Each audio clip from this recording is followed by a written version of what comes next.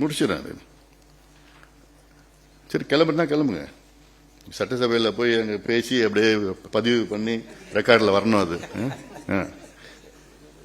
அப்படியே சொல்லிட்டா கேட்டுப்பாங்க அவங்க. நீங்க என்னென்ன பேசுறீங்களோ கேட்டுவிட்டாங்க சட்டசபையில்.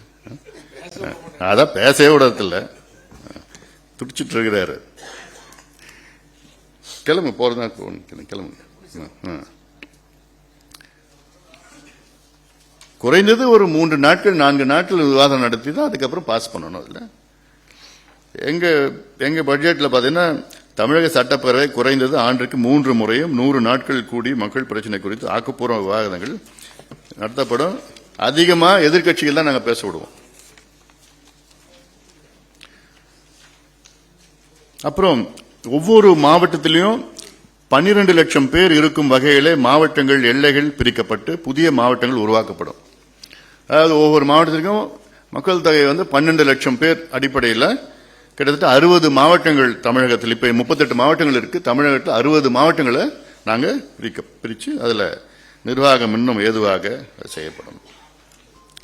நகர்ப்புறங்களில் வறுமையை ஒழிப்பதற்காக நகர்ப்புற ஏழை குடும்பங்களுக்கு ஆண்டிற்கு 100 நாட்கள் வேலை வாய்ப்பு.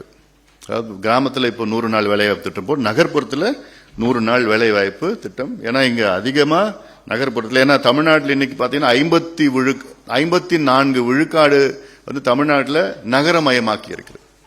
மக்கள் 54 விழுக்காடு மக்கள் தமிழ்நாடு நகரத்தில் வாழ்ந்துட்டு இருக்கிறாங்க.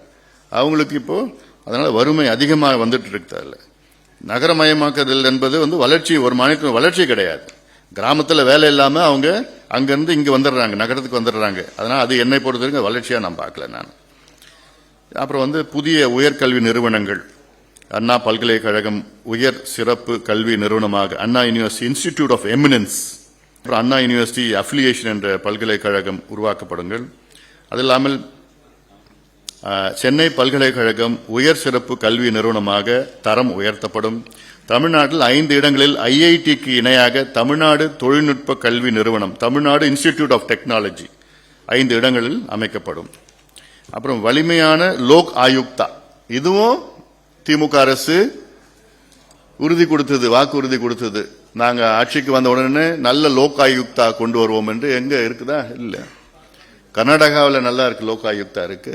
இங்க அவங்க கொண்டு வரல. வலிமையான நேர்மையான நபர்களை இங்கே லோக் ஆயுக்தத்தில் அமர்த்தி, அந்த லோக் ஆயுக்தா முதலமைச்சர்கள் அமைச்சர்கள் யார் வேணாலும் அழைக்கலாம். அவங்க மேல குற்றச்சாட்டு இருந்ததுன்னா அவங்கள அழைச்சு விசாரிக்கலாம்.